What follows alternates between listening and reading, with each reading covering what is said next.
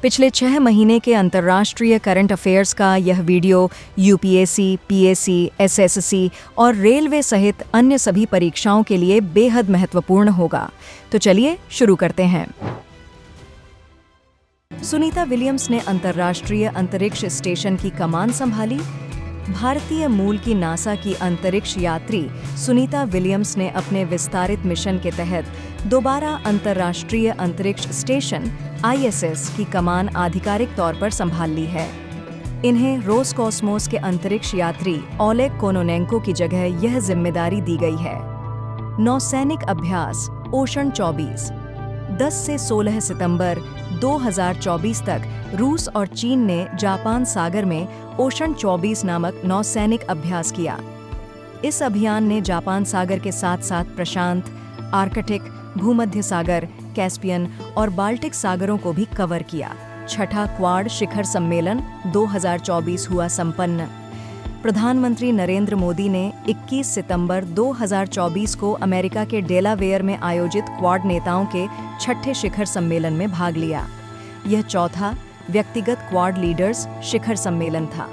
Quad Bharat, America, Australia और Japan का समूह है, जिसका उद्देश्य एक स्वतंत्र तथा खुले हिंद प्रशांत क्षेत्र के लिए सहयोग करना है। डॉक्टर हरिणी अमरसूरिया बनी श्रीलंका की प्रधानमंत्री। श्रीलंका के राष्ट्रपति अनुराकुमार दिसानायके ने डॉक्टर हरिणी अमरसूरिया को देश का प्रधानमंत्री नियुक्त किया है। श्रीलंका के इतिहास में इस पद पर आसीन 16 लोगों में से वह प्रधानमंत्री बनने वाली केवल तीसरी महिला हैं। ग्लोबल एरोस्पेस शिखर सम्मेलन अबू धाबी में आयोजित। ग्लोबल एरोस्पेस शिखर सम्मेलन का 7वां संस्करण 25 से 26 सितंबर 2024 तक अबू धाबी में आयोजित किया गया। इस सम्मेलन में कई महत्वपूर्ण विषयों जैसे एरोस्पेस प्रौद्योगिकी, नीति में परिवर्तन और उद्योग में निवेश पर ध्यान केंद्रित किया गया। ग्लोबल एरोस्पेस शिखर सम्मेलन की शुरुआत वर्ष 2012 में हुई थी। विश्व में हर 3 में से 1 बच्चा मायोपिया से प्रभावित है। हालिया अध्ययन के अनुसार विश्व में 3 में से 1 बच्चा मायोपिया यानी निकट दृष्टि दोष से पीड़ित है। इस स्थिति का मुख्य कारण कोरोना महामारी के बाद बच्चों द्वारा स्क्रीन में अधिक समय बिताना बताया गया है। विशेषज्ञों का मानना है कि वर्ष 2050 तक दुनिया के आधे से ज्यादा किशोरों को मायोपिया हो सकता है। भारत वैश्विक भ्रष्टाचार विरोधी गठबंधन के नेतृत्व में हुआ शामिल। भारत को 15 सदस्यीय ग्लोबी संचालन समिति के लिए चुना गया है, जो भ्रष्टाचार से निपटने और संपत्ति वसूली पर ध्यान केंद्रित करती है। ग्लोबी नेटवर्क की शुरुआत G20 की पहल के रूप में हुई थी, जिसे 2020 में भारत ने समर्थन दिया था। विनोद बच्चन को ब्रिटिश संसद के हाउस ऑफ लॉर्ड्स में सम्मानित किया गया। प्रसिद्ध बॉलीवुड निर्माता विनोद बच्चन को भारतीय फिल्म उद्योग में उनके महत्वपूर्ण योगदान के लिए ब्रिटेन की संसद हाउस ऑफ लॉर्ड्स में प्रतिष्ठित ग्लोबल प्रेस्टीज अवार्ड से सम्मानित किया गया। इन्हें तनु वेड्स मनु, जिला गाजियाबाद और शादी में जरूर आना जैसी बेहतरीन फिल्मों के निर्माण के लिए जाना जाता है। विश्व की अन्य खबरें इस प्रकार हैं। 19 सितंबर 2024 को विश्व स्वास्थ्य संगठन ने जॉर्डन को कुष्ठ रोग मुक्त होने वाला दुनिया का पहला देश घोषित किया। 25 से 26 सितंबर 2024 को निर्मला सीतारमण ने उज्बेकिस्तान के समरकंद में आयोजित एशियाई अवसंरचना निवेश बैंक के बोर्ड ऑफ गवर्नर्स की 9वीं बैठक में हिस्सा लिया। 27 सितंबर को ताशकंद में भारतीय वित्त मंत्री निर्मला सीतारमण और उज्बेकिस्तान के उप प्रधानमंत्री खोदजायेव जमशेद अब्दुखाकिमोविच ने निवेशकों का विश्वास बढ़ाने और दोनों देशों के बीच आर्थिक सहयोग बढ़ाने के उद्देश्य से द्विपक्षीय निवेश संधि पर हस्ताक्षर किए हैं। भारत की पुरुष और महिला दोनों टीमों ने बुडापेस्ट में आयोजित 45वें शतरंज ओलंपियाड में अपना पहला स्वर्ण पदक जीतकर इतिहास रच दिया। 13 सितंबर 2024 को भारतीय मूल के दक्षिण अफ्रीकी रंगभेद विरोधी कार्यकर्ता प्रवीण गोवर्धन का निधन हो गया। 14 सितंबर 2024 को ईरान की सेना यानी इस्लामिक रेवोल्यूशन गार्ड्स कॉर्प्स द्वारा चामरान एक उपग्रह लॉन्च किया गया। 27 सितंबर 2024 को वेस्टइंडीज के दिग्गज खिलाड़ी ड्वेन ब्रावो ने क्रिकेट के सभी प्रारूपों से संन्यास की घोषणा की। सितंबर 2024 में 95% मुस्लिम आबादी वाले ताजिकिस्तान ने हिजाब पर प्रतिबंध लगा दिया और इस नियम को तोड़ने पर लगभग $700 जुर्माना लगाया जाएगा। ऑस्ट्रेलियाई थिंक टैंक लोवी इंस्टीट्यूट द्वारा जारी एशिया पावर इंडेक्स रिपोर्ट 2024 में भारत ने पहली बार जापान को पछाड़कर तीसरा स्थान हासिल किया है। सबसे पहले वर्ष 2024 के लिए घोषित नोबेल पुरस्कार विजेताओं को देख लेते हैं। भौतिकी का नोबेल पुरस्कार जॉन जे. हॉपफील्ड और जेफरी ई. हिंटन को दिया जाएगा आर्टिफिशियल न्यूरल नेटवर्क के साथ मशीन लर्निंग को सक्षम बनाने वाली खोजों के लिए। रसायन विज्ञान का नोबेल पुरस्कार डेविड बेकर, डेमिस हसाबिस और जॉन जंपर। डेविड बेकर को कंप्यूटेशनल प्रोटीन डिजाइन के लिए तथा डेमिस हसाबिस और जॉन जंपर को प्रोटीन की संरचना भविष्यवाणी के लिए। फिजियोलॉजी या मेडिसिन का नोबेल पुरस्कार विक्टर एम्ब्रोस और गैरी रुवकुन माइक्रो आरएनए की खोज और जीन विनियमन में इसकी भूमिका के लिए। साहित्य का नोबेल पुरस्कार हान कांग उनकी गहन काव्यात्मक गद्य के लिए जो मानव जीवन की नाजुकता को उजागर करती है। शांति का नोबेल पुरस्कार जापानी संगठन निहोन हिडानक्यो को दिया जाएगा। यह संगठन हिरोशिमा और नागासाकी परमाणु हमले में बचे लोगों की देखभाल करता है। आर्थिक विज्ञान का नोबेल पुरस्कार डेरोन एसमोग्लू, साइमन जॉनसन और जेम्स ए. रॉबिन्सन को दिया जाएगा इस बात के अध्ययन के लिए कि संस्थाएं कैसे बनती है और समृद्धि को कैसे प्रभावित करती है। पहली अंतर्राष्ट्रीय ई स्पोर्ट्स चैंपियनशिप 26 अक्टूबर 2024 को skill hub, online games federation और इंटरनेशनल ई स्पोर्ट्स फेडरेशन ने भारत में पहली अंतर्राष्ट्रीय ई स्पोर्ट्स चैंपियनशिप की मेजबानी के लिए साझेदारी की घोषणा की। इंटरनेशनल ई स्पोर्ट्स मास्टर्स नामक यह आयोजन मार्च 2025 में होना है और इसका लक्ष्य 150 देशों के प्रतिभागियों को आकर्षित करना है। नासा का क्रू 8 मिशन फ्लोरिडा के खराब मौसम के कारण विलंबित। अक्टूबर 2024 में तूफान हेलेन और मिल्टन के कारण नासा के स्पेसएक्स क्रू 8 मिशन को पृथ्वी पर लौटने में देरी का सामना करना पड़ा। तूफान मिल्टन ने 5 से 10 अक्टूबर के मध्य को फ्लोरिडा खाड़ी तट पर श्रेणी 3 के एक बड़े तूफान के रूप में दस्तक दी थी, जबकि तूफान हेलेन इससे 2 सप्ताह पहले आया था, जिसके कारण फ्लोरिडा और अन्य दक्षिण पूर्वी राज्यों में 237 लोगों की मौत हो गई थी। 16वां ब्रिक्स शिखर सम्मेलन 22 से 24 अक्टूबर 2024 को 16वां ब्रिक्स शिखर सम्मेलन रूस के कजान में आयोजित हुआ। इस सम्मेलन का विषय था न्याय संगत वैश्विक विकास और सुरक्षा के लिए बहुपक्षवाद को सुदृढ़ करना। इस सम्मेलन में 9 सदस्य देश रूस, चीन, भारत, ईरान, मिस्र, संयुक्त अरब अमीरात, दक्षिण अफ्रीका, ब्राजील, इथियोपिया एवं अन्य 13 भागीदार देश शामिल हुए। उत्सर्जन अंतराल रिपोर्ट 2024 संयुक्त राष्ट्र पर्यावरण कार्यक्रम की उत्सर्जन अंतराल रिपोर्ट 2024 का शीर्षक no more hot air please है। इस रिपोर्ट के अनुसार ग्रीनहाउस गैस उत्सर्जन में पिछले वर्ष की तुलना में 1.3% की वृद्धि हुई, जिससे विश्व अपने जलवायु लक्ष्यों से और दूर हो गया है। G20 राष्ट्र अफ्रीकी संघ को छोड़कर सामूहिक रूप से वैश्विक ग्रीनहाउस गैस उत्सर्जन के 77% के लिए जिम्मेदार है और भारत 2023 में लगभग 2.3 बिलियन टन ग्रीनहाउस गैस उत्सर्जन के लिए जिम्मेदार था। यानी भारत का ग्रीनहाउस गैस उत्सर्जन 6.1% बढ़ा, जो वैश्विक कुल उत्सर्जन का 8% है। सऊदी अरब और ईरान ने संयुक्त नौसैनिक अभ्यास किया। ओमान सागर में हुए इस सैन्य अभ्यास में रॉयल सऊदी नौसेना बल और ईरानी नौसेना बल शामिल थे। दरअसल सऊदी अरब और ईरान प्रतिद्वंद्वी रहे हैं, अक्सर क्षेत्रीय संघर्षों में विरोधी गुटों का समर्थन करते रहे हैं। 2016 में उनके राजनयिक संबंध टूट गए थे। हालांकि 2023 में चीन द्वारा मध्यस्थता किए जाने के बाद सऊदी अरब और ईरान ने राजनयिक संबंध फिर से शुरू किए। सऊदी अरब ने दुनिया की सबसे बड़ी इमारत का निर्माण शुरू किया। सऊदी अरब ने रियाद में स्थित मुकाब पर निर्माण कार्य शुरू कर दिया है, जिसका लक्ष्य विश्व स्तर पर सबसे बड़ी इमारत बनना है। इसकी ऊंचाई 1300 फीट और चौड़ाई 1200 फीट होगी एवं इसका कुल क्षेत्रफल 2 मिलियन वर्ग फीट होगा। इस पहल का उद्देश्य अर्थव्यवस्था में विविधता लाना और तेल पर निर्भरता कम करना, पर्यटन और शहरी विकास को बढ़ावा देना है। लोंग कुओंग बने वियतनाम के नए राष्ट्रपति। वियतनाम ने लोंग कुओंग को अपना नया राष्ट्रपति चुना है।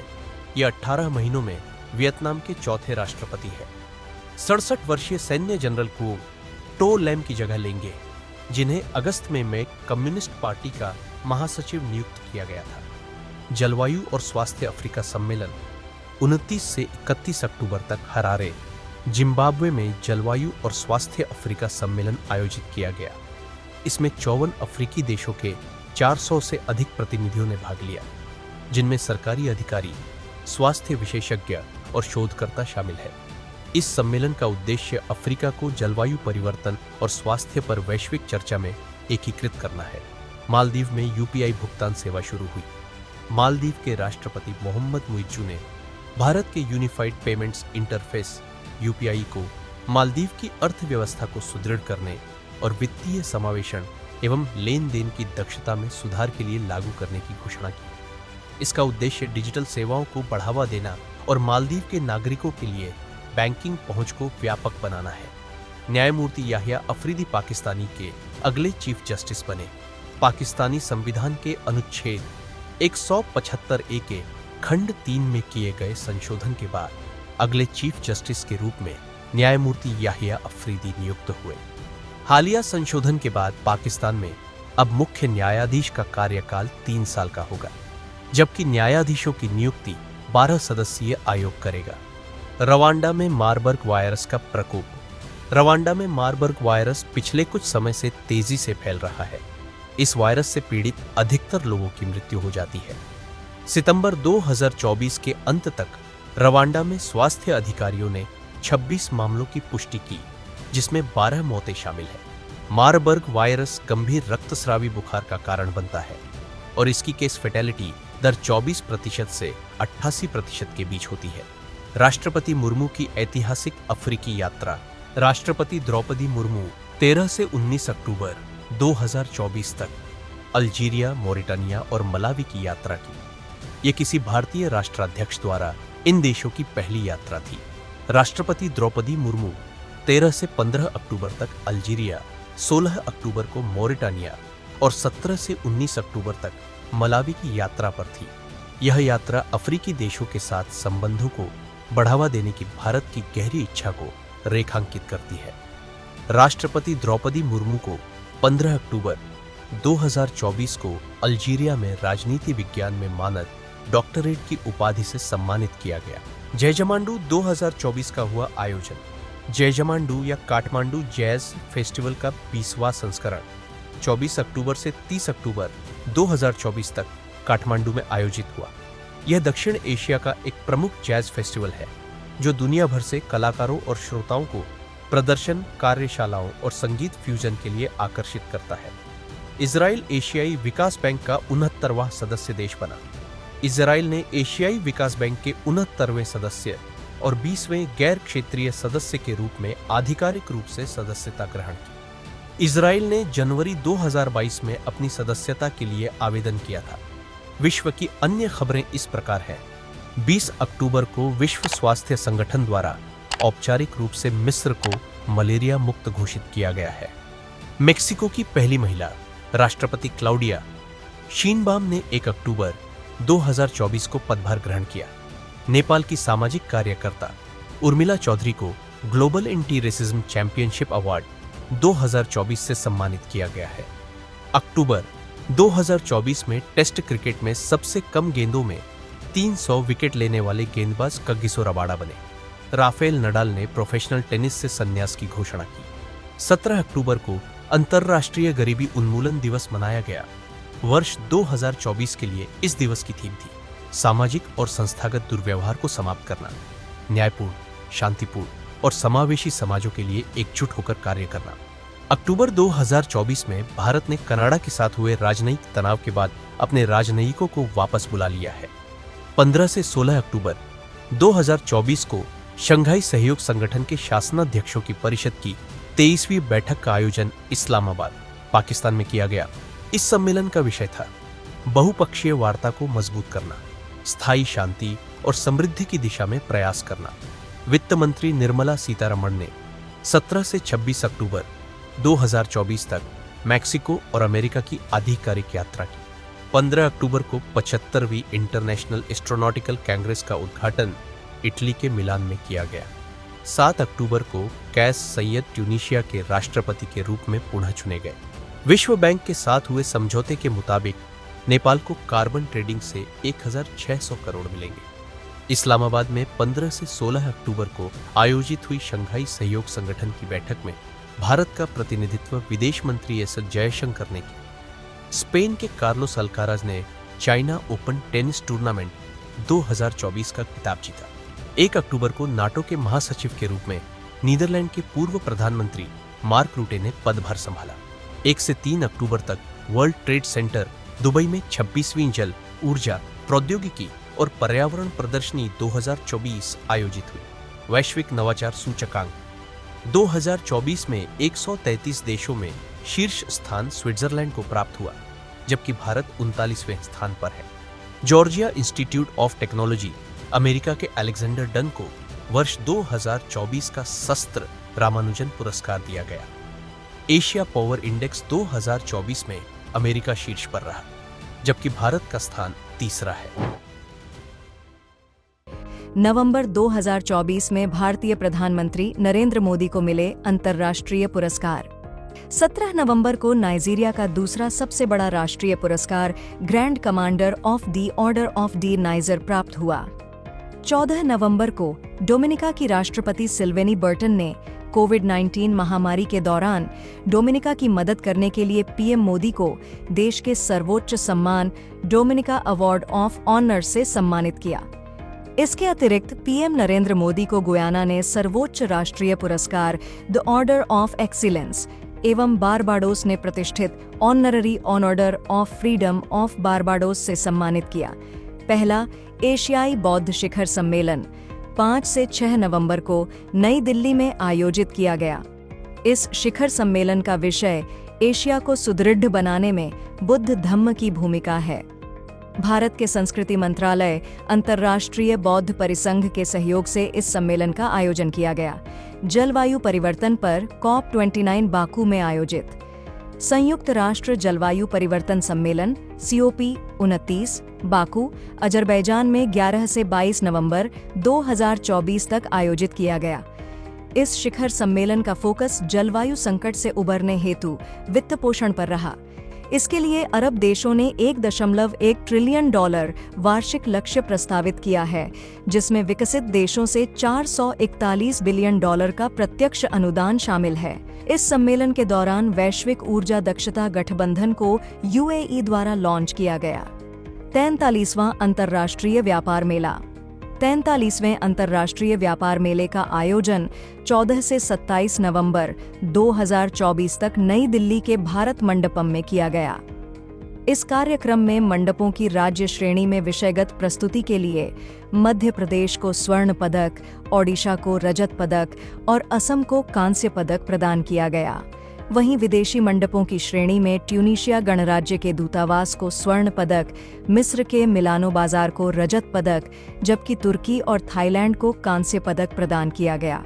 भारत बना अंतर्राष्ट्रीय सौर गठबंधन का अध्यक्ष।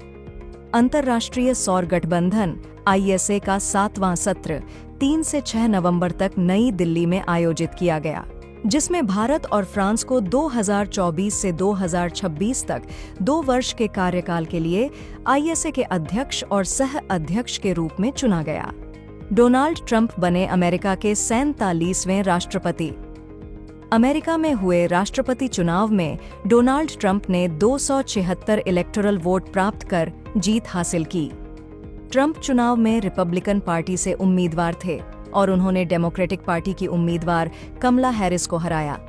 अमेरिका के 45वें राष्ट्रपति रहे। ट्रंप 20 जनवरी 2025 को 47वें राष्ट्रपति के रूप में पदभार ग्रहण करेंगे। Global city index 2024। नवंबर 2024 में ब्रांड फाइनेंस द्वारा जारी ग्लोबल सिटी इंडेक्स 2024 में लंदन लगातार दूसरे वर्ष विश्व के शीर्ष 100 सिटी ब्रांड्स की सूची में शीर्ष पर रहा।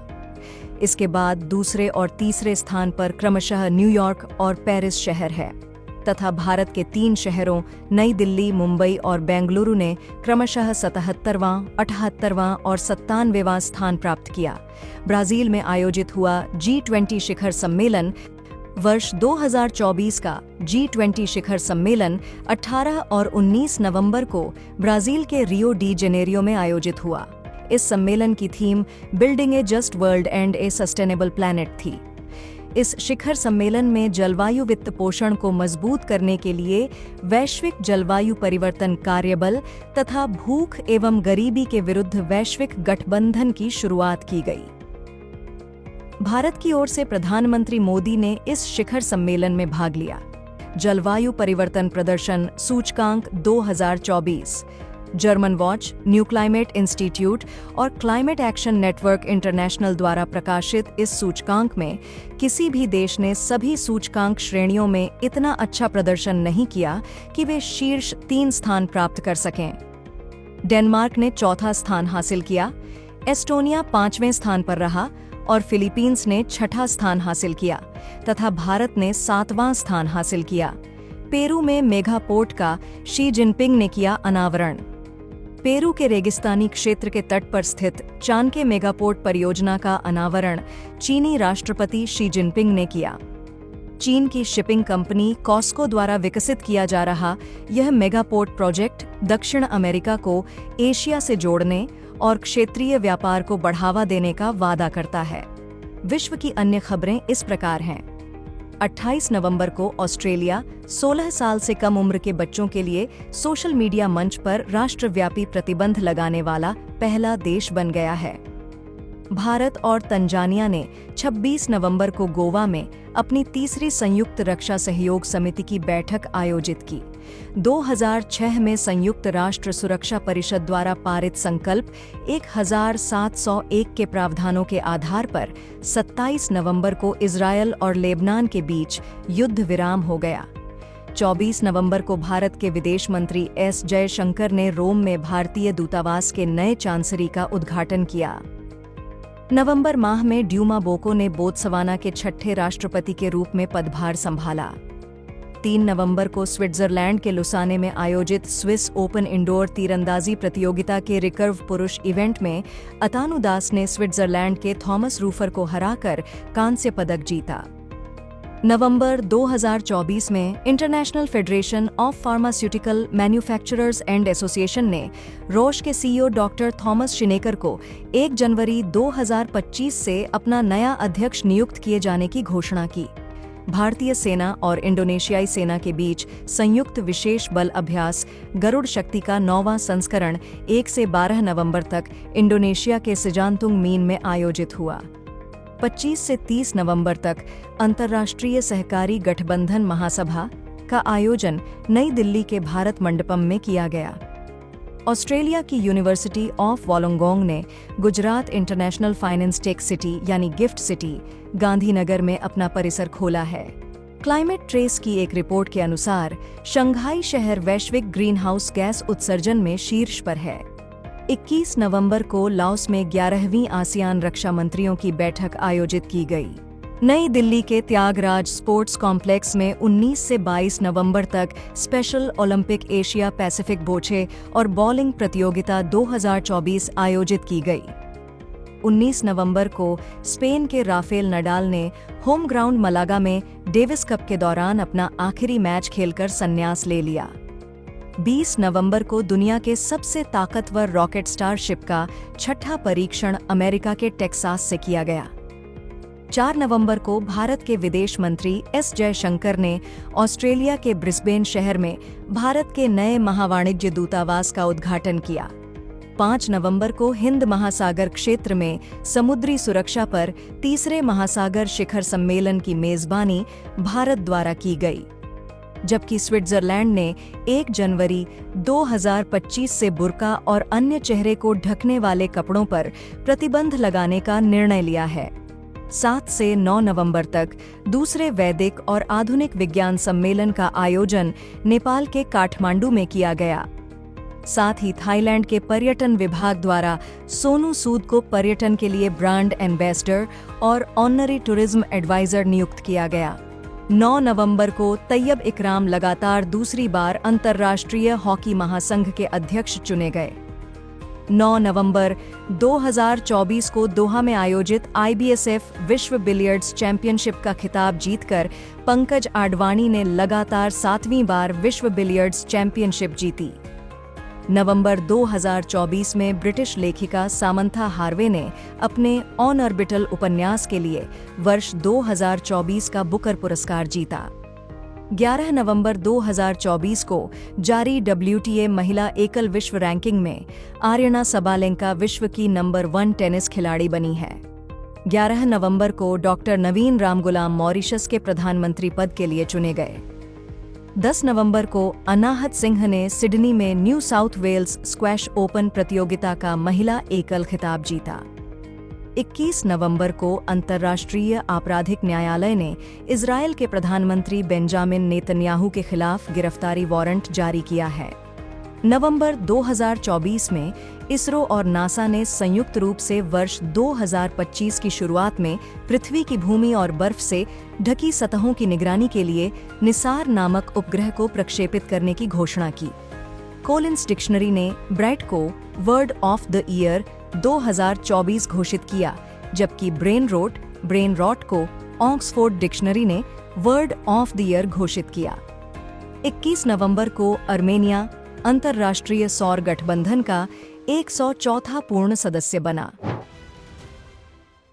भारतीय प्रधानमंत्री नरेंद्र मोदी को मिला कुवैत का सर्वोच्च नागरिक सम्मान। 22 दिसंबर को भारत के प्रधानमंत्री नरेंद्र मोदी को कुवैत के सर्वोच्च नागरिक सम्मान ऑर्डर ऑफ मुबारक अल कबीर से सम्मानित किया गया। यह सम्मान पीएम मोदी को उनकी कुवैत यात्रा के दौरान अमीर शेख मेशाल अल अहमद अल जबर अल सबा द्वारा दिया गया। यह किसी देश द्वारा प्रधानमंत्री नरेंद्र मोदी को दिया जाने वाला 20वां अंतर्राष्ट्रीय पुरस्कार है। डोनाल्ड ट्रंप बने time person of the year 2024। America के नवनिर्वाचित राष्ट्रपति डोनाल्ड ट्रंप को वर्ष 2024 के लिए टाइम पत्रिका द्वारा पर्सन ऑफ द ईयर चुना गया। डोनाल्ड ट्रंप को यह सम्मान इतिहास में अभूतपूर्व वापसी करने व दुनिया में अमेरिका की भूमिका बदलने के लिए दिया गया है। आपको बता दें कि डोनाल्ड ट्रंप को वर्ष 2016 में भी time person of the year का सम्मान दिया गया था। इसके अतिरिक्त टाइम पत्रिका द्वारा वर्ष 2024 के लिए अमेरिका की बास्केटबॉल खिलाड़ी कैटलिन क्लार्क को time athlete of the year एवं AMD कंपनी की CEO लिसा सू को time CEO of the year चुना गया। भारत में होगा पैरा एथलेटिक्स वर्ल्ड चैंपियनशिप का आयोजन। 26 सितंबर से 5 अक्टूबर 2025 के बीच नई दिल्ली के जवाहरलाल नेहरू स्टेडियम में पैरा एथलेटिक्स वर्ल्ड चैंपियनशिप का आयोजन किया जाएगा। यह इस चैंपियनशिप का 12वां संस्करण होगा, जिसमें 100 से अधिक देशों के 1000 से अधिक एथलीट्स के भाग लेने की उम्मीद है। आपको बता दें कि 11 से 13 मार्च 2025 के बीच नई दिल्ली का Jawaharlal Nehru stadium WPA grand prix की मेजबानी करेगा। Air help score report 2024। Air help score report दुनिया भर की एयरलाइनों के प्रदर्शन को दर्शाती है। यह रैंकिंग ग्राहकों की राय, समय पर पहुंचने और दक्षता के आधार पर बनाई जाती है। इसके अनुसार 109 एयरलाइंस में से 3 शीर्ष एयरलाइंस क्रमशः ब्रुसेल्स एयरलाइंस, कतर एयरवेज और यूनाइटेड एयरलाइंस हैं, जबकि सबसे खराब एयरलाइंस ट्यूनिस एयर है। आपको बता दें कि इस रिपोर्ट में भारत की एयर इंडिया को 61वां, एयर एशिया को 94वां एवं इंडिगो को 103वां स्थान मिला है। Miss India USA, Mrs India USA और मिस टीन इंडिया USA ये तीनों कार्यक्रम इंडिया फेस्टिवल कमेटी द्वारा न्यू जर्सी, अमेरिका में आयोजित किए गए। इसमें चेन्नई की 19 वर्षीय भारतीय अमेरिकी कैटलिन सैंड्रा नील ने मिस इंडिया USA 2024 प्रतियोगिता का खिताब जीता।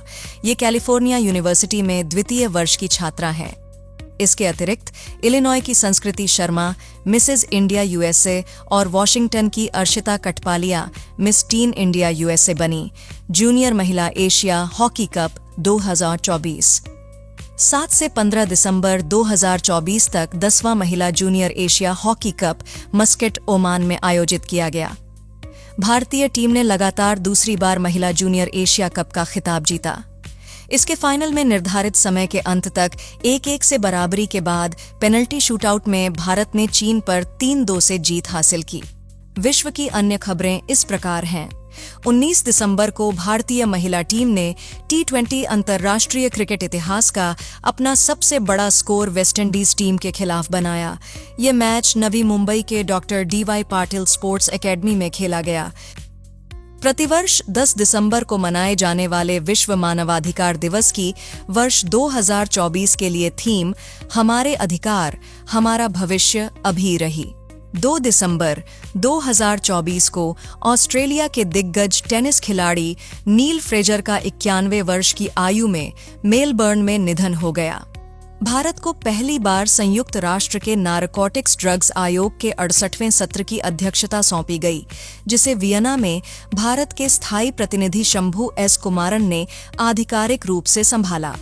19 दिसंबर से 25 दिसंबर 2024 तक एशियन यूथ और जूनियर वेट लिफ्टिंग चैंपियनशिप 2024 का आयोजन दोहा में किया गया। इस चैंपियनशिप में भारत ने युवा और जूनियर श्रेणियों में कुल 33 पदक जीते। 24 दिसंबर 2024 को बाल्ड ईगल को आधिकारिक रूप से संयुक्त राज्य अमेरिका का राष्ट्रीय पक्षी घोषित किया गया। 26 से 30 दिसंबर 2024 तक काठमांडू, नेपाल के चितवन जिले के सौराहा में 18वां हाथी एवं पर्यटन महोत्सव आयोजित हुआ। 27 दिसंबर 2024 को मेलबर्न क्रिकेट क्लब द्वारा भारतीय क्रिकेटर सचिन तेंदुलकर को मानद सदस्यता प्रदान की गई। डोनाल्ड ट्रंप द्वारा कारोबारी जेरेड इसाकमैन को नासा का नया प्रमुख नियुक्त किया गया।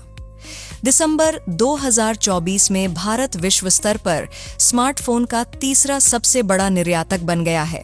आपको बता दें कि वर्ष 2019 में भारत 23वें स्थान पर था। 15 दिसंबर 2024 में इंग्लैंड की महिला क्रिकेट खिलाड़ी नेट साइवर ब्रंट ने महिला टेस्ट क्रिकेट में सबसे तेज शतक बनाकर इतिहास रच दिया। दिसंबर 2024 में बांग्लादेश के ऑलराउंडर क्रिकेट खिलाड़ी शाकिब अल हसन को अंतर्राष्ट्रीय और घरेलू क्रिकेट में गेंदबाजी करने से बैन कर दिया गया। भारत को अंतर्राष्ट्रीय shooting sport federation junior world cup rifle pistol shotgun 2025 की मेजबानी के लिए चुना गया है। 8 दिसंबर 2024 को दुबई में खेले गए men's under 19 cricket Asia cup के फाइनल मैच में बांग्लादेश ने भारत को 59 रन से हराकर लगातार दूसरी बार यह खिताब जीत लिया। संयुक्त राष्ट्र महासभा ने दुनिया भर में मेडिटेशन या चिंतन के बारे में जागरूकता बढ़ाने के उद्देश्य से 21 दिसंबर को वर्ल्ड मेडिटेशन डे मनाने की स्वीकृति प्रदान की। 13 दिसंबर को फ्रेंकोइस बायरू फ्रांस के नए प्रधानमंत्री बने। इन्होंने प्रधानमंत्री के रूप में मिशेल बार्नियर का स्थान लिया। बायरू वर्ष 2027 में कार्यकाल समाप्त होने तक पद पर बने रहेंगे। 12 दिसंबर 2024 को विश्व फुटबॉल की नियामक संस्था फीफा ने सऊदी अरब को 25वें फीफा पुरुष फुटबॉल विश्व कप की मेजबानी सौंपी। दिसंबर 2024 में मोहम्मद अल बशीर को सीरिया का कार्यवाहक प्रधानमंत्री नियुक्त किया गया। ये 1 मार्च 2025 तक अंतरिम सरकार का नेतृत्व करेंगे। दिसंबर 2024 में चिली देश की पूर्व राष्ट्रपति मिशेल बाचेलेट को वर्ष 2024 का इंदिरा गांधी शांति पुरस्कार दिए जाने की घोषणा की गई। 6 से 16 दिसंबर 2024 तक world weight lifting championship 2024 Bahrain के मनामा में आयोजित की गई। दिसंबर 2024 में ब्रेन रॉट को ऑक्सफोर्ड यूनिवर्सिटी द्वारा वर्ड ऑफ द ईयर घोषित किया गया। दिसंबर 2024 में चीन ने एंटार्क्टिका में झोंगशान नामक अपने पहले वायुमंडलीय निगरानी स्टेशन का उद्घाटन किया। यह स्टेशन पूर्वी एंटार्क्टिका के लार्समैन हिल्स में स्थित है। संयुक्त राज्य अमेरिका के नेब्रास्का राज्य ने 6 दिसंबर को महात्मा गांधी स्मरण दिवस के रूप में घोषित किया। 1 दिसंबर को जय शाह ने इंटरनेशनल क्रिकेट काउंसिल के चेयरमैन के रूप में पदभार ग्रहण किया। वह आईसीसी के सबसे युवा चेयरमैन हैं। 17 से 20 दिसंबर 2024 तक विशाखापट्टनम में स्लिनेक्स युद्धाभ्यास भारत और श्रीलंका की नौसेना के मध्य आयोजित किया गया। 22 दिसंबर 2024 को कुआलालंपुर में हुए अंडर 19 महिला एशिया कप T20 चैंपियनशिप के फाइनल में भारत ने बांग्लादेश को 41 रनों से हराकर खिताब जीता। 19 दिसंबर 2024 को संयुक्त राष्ट्र संघ के महासचिव एंटोनियो गुटेरेस द्वारा न्यायमूर्ति मदन लोकुर को संयुक्त राष्ट्र आंतरिक न्याय परिषद का अध्यक्ष नियुक्त किया गया। इनका कार्यकाल 12 नवंबर 2028 तक रहेगा। 17 दिसंबर को चीन के 2 अंतरिक्ष यात्रियों कई जुंजे और सोंग लिंगडोंग ने तियांगोंग अंतरिक्ष स्टेशन पर रिकॉर्ड 9 घंटे की स्पेसवॉक पूरी की। इंडोनेशिया बना ब्रिक्स का 10वां पूर्ण सदस्य। जनवरी 2025 में इंडोनेशिया ब्रिक्स के 10वें पूर्ण सदस्य के रूप में शामिल हुआ। ब्राजील ने आधिकारिक तौर पर इसकी घोषणा की। इससे पहले वर्ष 2024 में ईरान, यूएई, मिस्र और इथियोपिया भी इसके सदस्य बने थे। हालांकि अभी भी ब्रिक्स समूह में सऊदी अरब की सदस्यता को औपचारिक रूप देना बाकी है। इसके अतिरिक्त वर्ष 2024 की शुरुआत में अर्जेंटीना के इस समूह में शामिल होने की उम्मीद थी, लेकिन बाद में उसने ऐसा करने से इनकार कर दिया। Australian open 2025। 26 जनवरी 2025 को जैनिक सिनर ने अलेक्जेंडर ज्वेरेव को हराकर अपना दूसरा लगातार ऑस्ट्रेलियन ओपन पुरुष एकल खिताब जीता तथा महिला एकल मुकाबले में मैडिसन कीज ने 2 बार की गत विजेता आर्याना सबालेंका को हराकर खिताब जीता, जबकि पुरुष युगल का खिताब हैरी हेलियोवारा और हेनरी पैटन ने जीता। वहीं महिला युगल का खिताब कैटरीना सिनियाकोवा और टेलर टाउनसेंड ने जीता।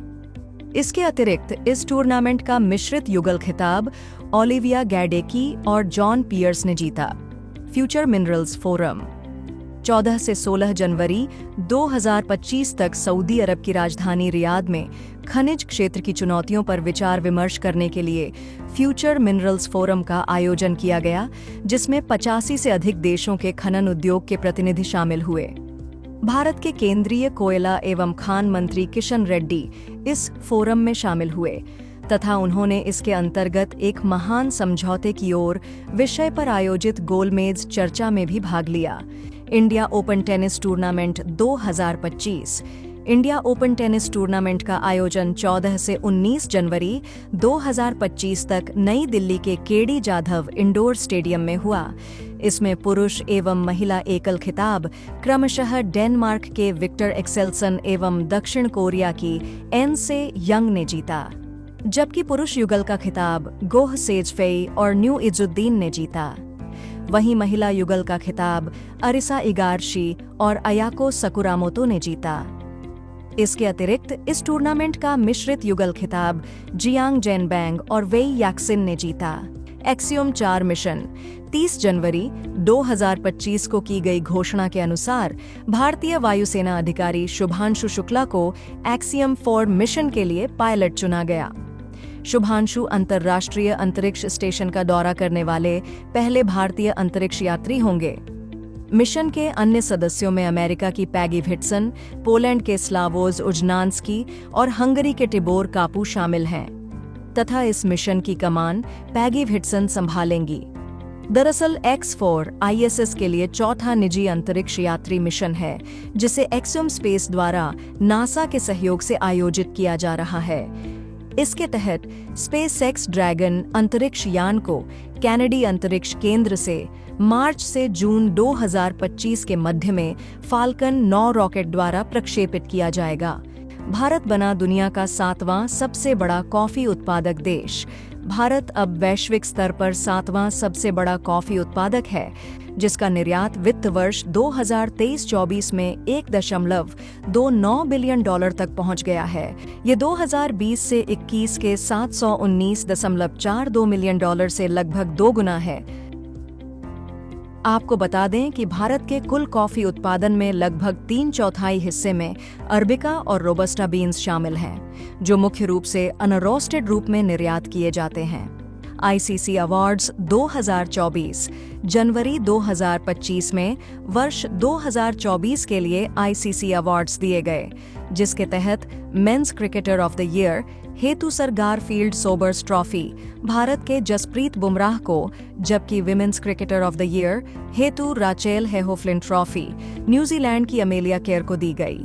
वहीं men's test cricketer of the year का पुरस्कार भी जसप्रीत बुमराह को ही दिया गया एवं men's ODI cricketer of the year और women's ODI cricketer of the year का पुरस्कार क्रमशः अफगानिस्तान के अजमतुल्लाह उमरजई और भारत की स्मृति मंधाना को दिया गया। इसके अतिरिक्त men's T20 international cricketer of the year और women's T20 international cricketer of the year का पुरस्कार क्रमशः भारत के अर्शदीप सिंह को और न्यूजीलैंड की अमेलिया केयर को दिया गया, जबकि emerging men's cricketer of the year और women's emerging cricketer of the year का पुरस्कार क्रमशः श्रीलंका के कामिंदु मेंडिस और दक्षिण अफ्रीका की एनेरी डर्कसन को दिया गया। वहीं men's associate cricketer of the year और women's associate cricketer of the year का पुरस्कार क्रमशः नामीबिया के गेरहार्ड इरास्मस और यूएई की ईशा ओझा को दिया गया।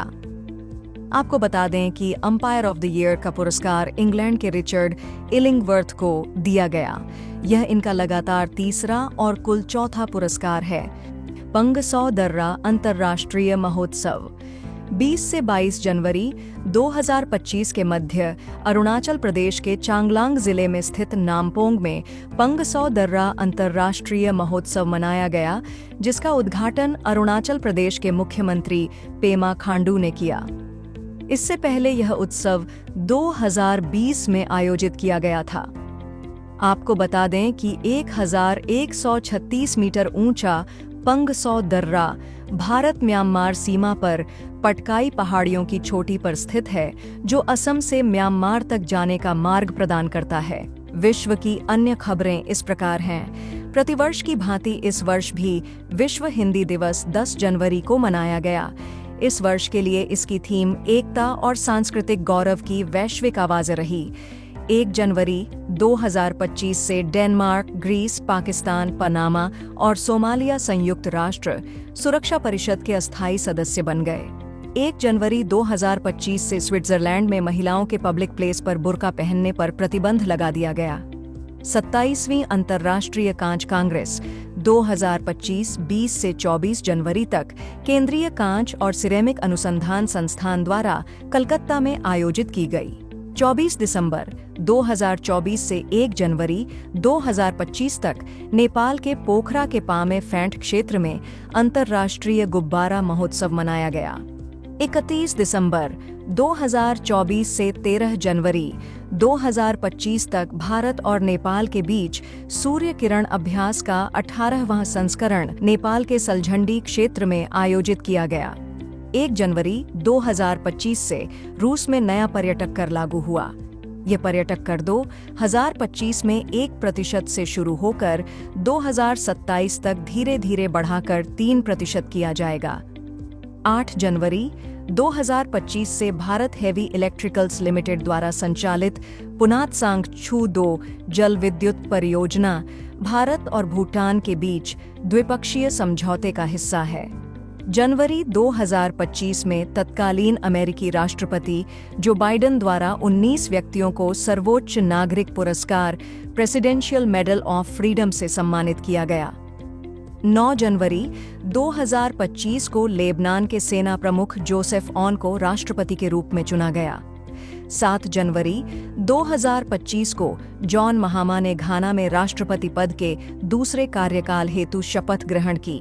जनवरी 2025 में की गई घोषणा के अनुसार भारत 2026 में कॉमनवेल्थ देशों की संसदों के अध्यक्षों और पीठासीन अधिकारियों के 28वें सम्मेलन की मेजबानी करेगा। जनवरी 2025 में नवाफ सलाम को लेबनान के नए प्रधानमंत्री के रूप में नियुक्त किया गया। 20 जनवरी 2025 को वॉशिंगटन डीसी में डोनाल्ड ट्रंप और जेडी वेंस ने क्रमशः अमेरिका के 47वें राष्ट्रपति और 50वें उपराष्ट्रपति के रूप में शपथ ली। इनको अमेरिका के मुख्य न्यायाधीश जॉन रॉबर्ट्स द्वारा शपथ दिलाई गई। जनवरी 2025 में जोरान मिलनोविच क्रोएशिया के राष्ट्रपति के रूप में पुनः निर्वाचित हुए। 26 जनवरी 2025 को भारत के 76वें गणतंत्र दिवस समारोह में इंडोनेशिया के राष्ट्रपति प्रबोवो सुबियांतो मुख्य अतिथि रहे। भारत और स्पेन ने साथ मिलकर वर्ष 2026 को संस्कृति, पर्यटन और एआई के लिए दोहरा वर्ष घोषित किया। 15 जनवरी 2025 को भारतीय उद्योग परिसंघ के पूर्व महानिदेशक तरुण दास को सिंगापुर के मानद नागरिक पुरस्कार से सम्मानित किया गया।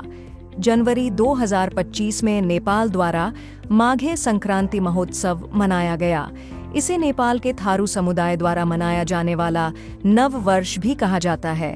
15 जनवरी 2025 को दक्षिण कोरिया के अपदस्थ राष्ट्रपति यून सुक योल को औपचारिक रूप से गिरफ्तार कर लिया गया। इन्हें अल्पकालिक मार्शल लॉ लागू करने के कारण गिरफ्तार किया गया। जनवरी 2025 में नाइजीरिया को ब्रिक्स समूह के अंतर्गत विकासशील अर्थव्यवस्थाओं वाले समूह में साझेदार देश के रूप में शामिल किया गया है।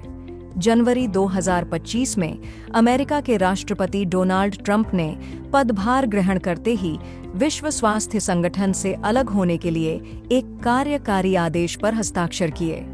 20 से 24 जनवरी 2025 तक विश्व आर्थिक मंच की 55वीं वार्षिक बैठक स्विट्जरलैंड के दावोस में आयोजित की गई। जनवरी 2025 में अमेरिकी राष्ट्रपति डोनाल्ड ट्रंप ने मेक्सिको की खाड़ी का नाम बदलकर अमेरिका की खाड़ी कर दिया। 25 जनवरी को यूएसए के प्रसिद्ध लॉन्ग जंपर ग्रेग बेल का निधन हो गया। जनवरी 2025 में हिसाशी ताकेउची को मारुति सुजुकी के सीईओ और एमडी के रूप में पुनः नियुक्त किया गया। जनवरी 2025 में माइकल मार्टिन आयरलैंड के नए प्रधानमंत्री चुने गए। जनवरी 2025 में हिरोकी टोटोकी को सोनी ग्रुप कॉर्प के नए सीईओ के रूप में नियुक्त किया गया है। ये 1 अप्रैल 2025 से पदभार संभालेंगे। 26 जनवरी 2025 को युवा भारतीय पर्वतारोही शिवांगी पाठक ने ऑस्ट्रेलिया की सबसे ऊंची पर्वत चोटी माउंट कोजियस्को पर तिरंगा फहराया। जनवरी 2025 में प्राप्त जानकारी के अनुसार 31 अक्टूबर से 27 नवंबर 2025 तक आयोजित होने वाले शतरंज विश्व कप की मेजबानी भारत करेगा। जनवरी 2025 में की गई घोषणा के अनुसार भारत 2026 में कॉमनवेल्थ देशों की संसदों के अध्यक्षों और पीठासीन अधिकारियों के 28वें सम्मेलन की मेजबानी करेगा। 67वें वार्षिक ग्रैमी पुरस्कार 2 फरवरी 2025 को लॉस एंजलिस के Crypto.com एरिना में आयोजित किए गए। बेयोंसे ने काउबॉय कार्टर के लिए एल्बम ऑफ द ईयर और बेस्ट कंट्री एल्बम का पुरस्कार जीता। साथ ही बेयोंसे और माइली साइरस को सेकंड मोस्ट वांटेड के लिए बेस्ट कंट्री ड्यू ग्रुप एचओ मानसू का पुरस्कार दिया गया, जबकि केंड्रिक लैमर ने अपने गीत नॉट लाइक अस के लिए रिकॉर्ड ऑफ द ईयर और सॉन्ग ऑफ द ईयर का पुरस्कार जीता। वहीं सबरीना कारपेंटर ने एस्प्रेसो के लिए बेस्ट पॉप सोलो परफॉर्मेंस और शॉर्ट एंड स्वीट के लिए बेस्ट पॉप वोकल एल्बम का पुरस्कार जीता और बेस्ट रॉक एल्बम का पुरस्कार द ब्लैक क्रोज को शेक योर मनी मेकर के लिए दिया गया।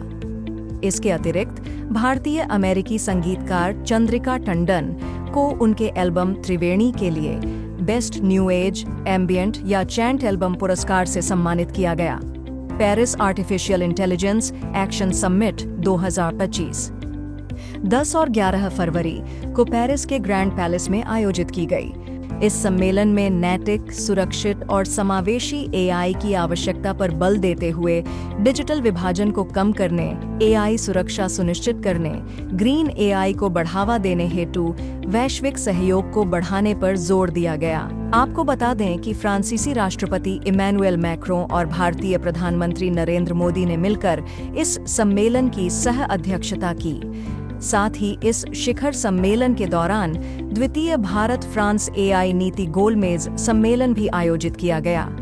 गौरतलब है कि इस समिट के दौरान की गई घोषणा के अनुसार भारत अगली ग्लोबल एआई समिट की मेजबानी करेगा।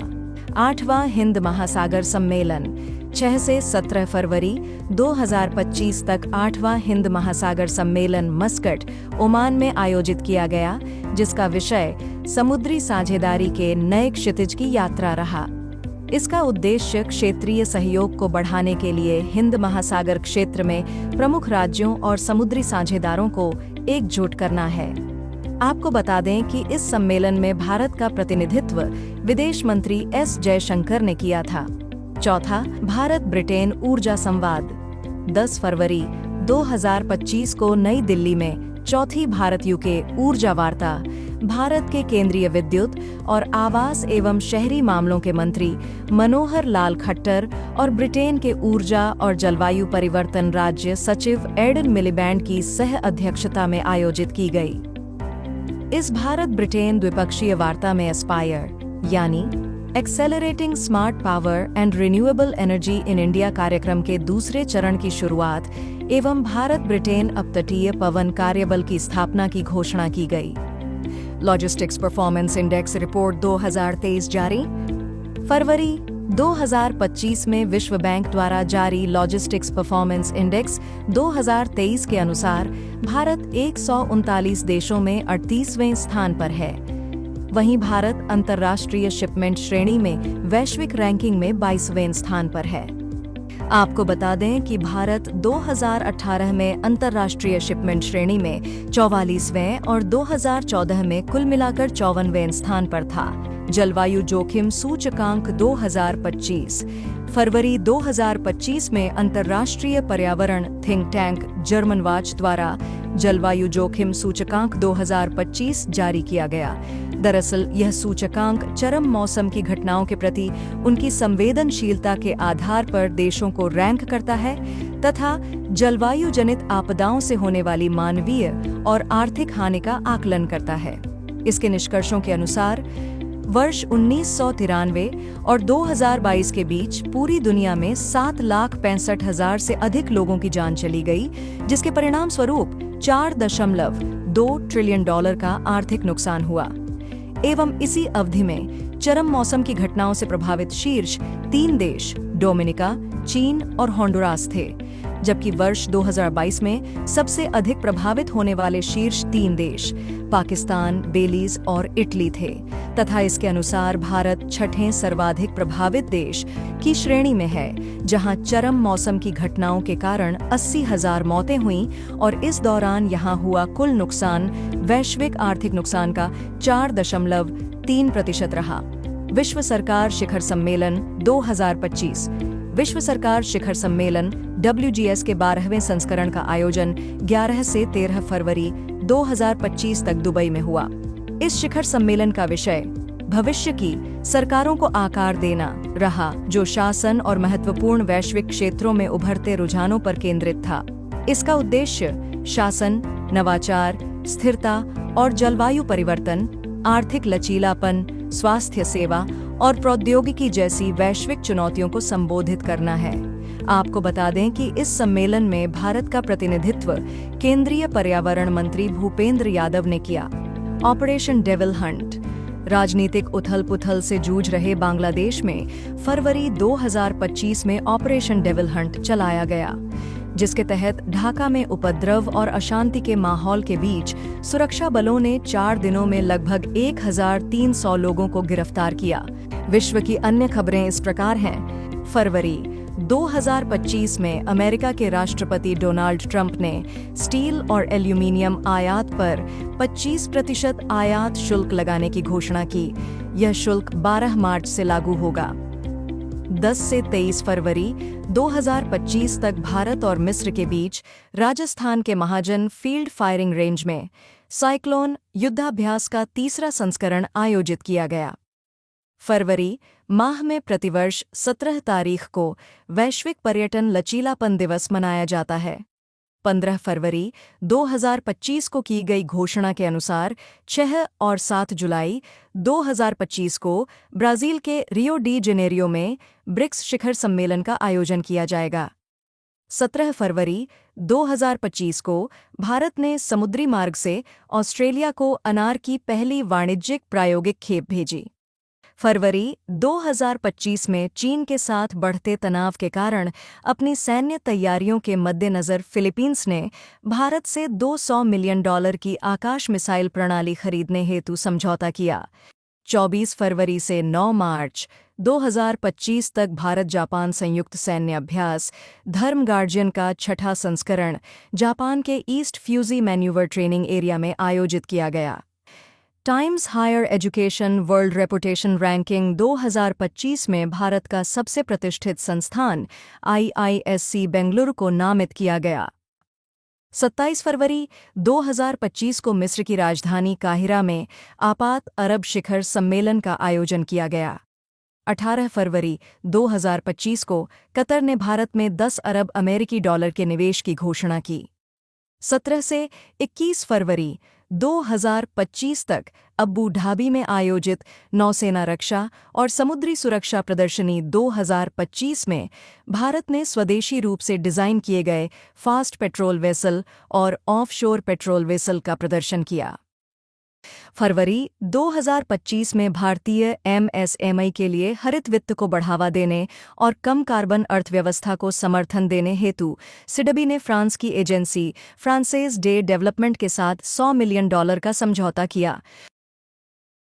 विश्व व्हेल दिवस प्रतिवर्ष फरवरी के तीसरे रविवार को मनाया जाता है।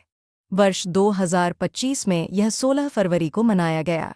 फरवरी 2025 को की गई घोषणा के अनुसार 12 मार्च 2025 को प्रधानमंत्री नरेंद्र मोदी मॉरिशस के 57वें राष्ट्रीय दिवस समारोह में मुख्य अतिथि के रूप में शामिल होंगे। फरवरी 2025 में अमेरिका के राष्ट्रपति डोनाल्ड ट्रंप ने ईरान पर दबाव बनाने के लिए संयुक्त राष्ट्र मानवाधिकार आयोग से अमेरिका को बाहर करने हेतु एक कार्यकारी आदेश पर हस्ताक्षर किए। फरवरी 2025 में रोमानिया की लॉन टेनिस खिलाड़ी सिमोना हालेप ने पेशेवर टेनिस से संन्यास ले लिया। प्रतिवर्ष की भांति इस वर्ष भी 4 फरवरी को विश्व कैंसर दिवस मनाया गया। इसकी वर्ष 2025 के लिए थीम यूनाइटेड बाय यूनिक थी, जो वर्ष 2027 तक चलने वाले 3 वर्षीय अभियान की शुरुआत को चिह्नित करती है। फरवरी 2025 के प्रथम सप्ताह में ऑस्ट्रेलियाई क्रिकेटर मार्कस स्टोइनिस ने वनडे क्रिकेट से संन्यास की घोषणा की। 4 फरवरी 2025 को आगा खान चतुर्थ का निधन हुआ। ये इस्माइली शिया मुस्लिम समुदाय के आध्यात्मिक गुरु थे। 4 फरवरी 2025 को विश्व स्वास्थ्य संगठन द्वारा की गई घोषणा के अनुसार इबोला वैक्सीन के लिए दुनिया में पहला क्लिनिकल परीक्षण युगांडा ने शुरू किया। फरवरी 2025 में दक्षिणी गोलार्ध के सबसे बड़े हिंदू मंदिर और सांस्कृतिक परिसर का शुभारंभ जोहान्सबर्ग, दक्षिण अफ्रीका में किया गया। 5 फरवरी को अमेरिका में महिला खेलों में ट्रांसजेंडर एथलीटों पर प्रतिबंध लगाने वाला विधेयक पारित किया गया। प्रतिवर्ष फरवरी के दूसरे सोमवार को मनाए जाने वाले अंतर्राष्ट्रीय मिर्गी दिवस की थीम माई एपिलेप्सी जर्नी रही। फरवरी 2025 में ऑस्ट्रेलिया के वैज्ञानिकों ने इन विट्रो फर्टिलाइजेशन तकनीक का उपयोग करके 28 कंगारू भ्रूण बनाकर इसके संरक्षण में एक बड़ी उपलब्धि हासिल की। फरवरी 2025 में एक्सपो सिटी दुबई के साथ व्यापारिक संगठन FICCI ने अंतर्राष्ट्रीय शहरी सहयोग बढ़ाने हेतु साझेदारी की। अंतर्राष्ट्रीय वायु परिवहन संघ की नवीनतम रिपोर्ट के अनुसार 2024 में वैश्विक घरेलू उड़ान भार रैंकिंग में भारत शीर्ष पर है। भारत की घरेलू उड़ानों ने 2024 में 86.4% का यात्री भार हासिल किया, जो विश्व स्तर पर सबसे अधिक है। इसके बाद दूसरे और तीसरे स्थान पर क्रमशः अमेरिका और चीन हैं। 4 फरवरी 2025 को स्पेन ने कर्मचारियों के काम के घंटों को 40 घंटे प्रति सप्ताह से घटाकर 37.5 घंटे प्रति सप्ताह करने का फैसला किया। 3 फरवरी 2025 को यूरोप महाद्वीप में स्थित बेल्जियम के नए प्रधानमंत्री के रूप में बार्ट डी वेवर ने शपथ ग्रहण की। फरवरी 2025 में पनामा के राष्ट्रपति मुलिनो ने चीन के बेल्ट एंड रोड इनिशिएटिव से बाहर निकलने की घोषणा की। Times Higher Education World University ranking 2025 में ऑक्सफोर्ड यूनिवर्सिटी लगातार 9वें वर्ष शीर्ष स्थान पर बनी हुई है।